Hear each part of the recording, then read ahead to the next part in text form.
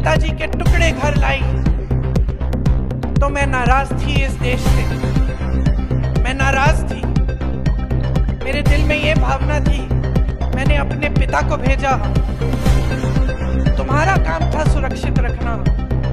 मैंने अपने पिता को हिफाजत से तुम्हारे पास भेजा और तुमने ये टुकड़े लौटा दिए मुझे, और वो टुकड़े इस झंडे में लपेटे हुए थे, देश के झंडे में। मैं नाराज थी। मैं समझती हूँ शहादत की का क्या मतलब है। जैसे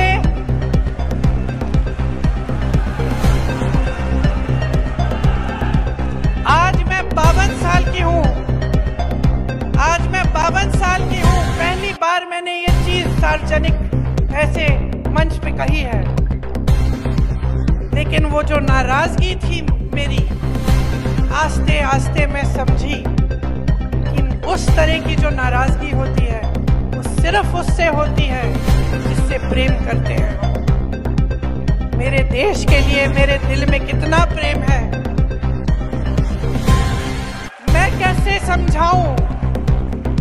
जब मोदी जी मंच पे खड़े होकर मेरे पिता को देशद्रोही बोलते हैं, जब मोदी जी कहते हैं कि मेरे पिताजी ने कोई कानून बदल दिया अपनी मां से विरासत लेने के लिए, तो मेरे दिल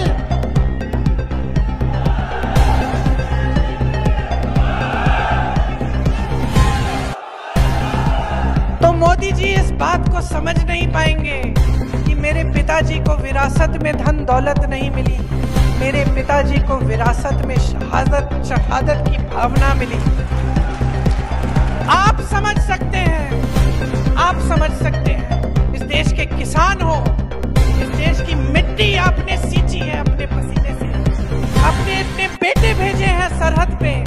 जब आपके बेटे शहीद होते हैं इस देश के लिए, तो मैं जानती हूं कि आपके दिल में क्या भावना है, क्योंकि वही भावना मेरे दिल में है।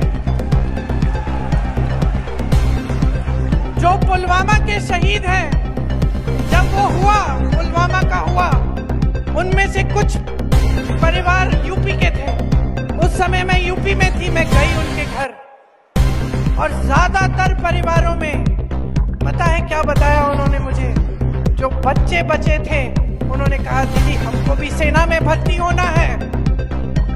एक लड़की थी, उसका भाई एयरफोर्स में था, उसने कहा दीदी मैं पायलट बनूंगी, मैं एयरफोर्स में भर्ती होंगी। यही है शहादत की भावना।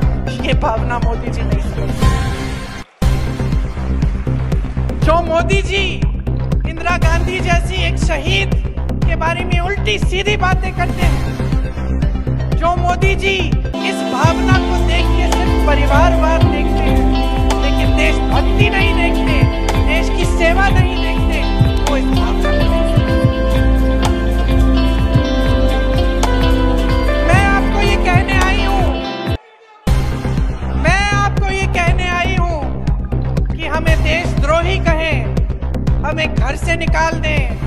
मेरे भाई को संसद से निकाल दिया, हम पे केस डाले, मेरे भाई पे इतने केस डाल दिए कि कभी इधर कभी उधर, कभी गुजरात में कभी बिहार में वो जाता है कचहरी, जाएगा, कुछ भी कर ले, मार डाले, लेकिन ये भावना हमारे दिल से कोई नहीं निकाल सकता।